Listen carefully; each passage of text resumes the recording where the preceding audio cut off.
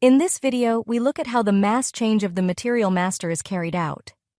To change multiple materials at once, the transaction code MM17 can be used. Mass changes or mass maintenance can save a lot of time if several data records need to be changed in parallel. Otherwise, transaction MM02 would have to be called up individually for each material in order to make the desired changes. On the transaction start page, first enter the table in which the change is to be made. In this case, changes are made to the general material data, which is why the MARA table is selected. In principle, the information to be changed can be imported from an Excel list. To do this, select the Import Data from File option in the menu bar. In this example, however, the change is made manually. After selecting the table, open the Fields tab by selecting the columns you want to change. Hereafter, the base unit of measure is changed. The selection must now be confirmed.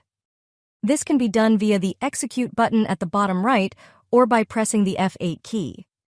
Click on the Execute button at the bottom right to confirm your selection. Alternatively, you can use the F8 key.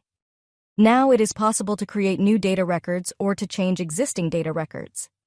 In this case, an existing data record is changed. Navigate to the Material field to select one or more materials. When changing a single material, simply enter the name in the Material field. When changing multiple materials, these can be specified using multiple selection.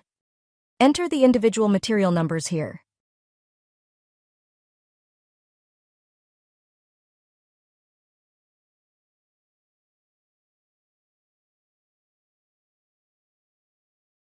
Click the Execute button after all materials have been entered. Click the Execute button again.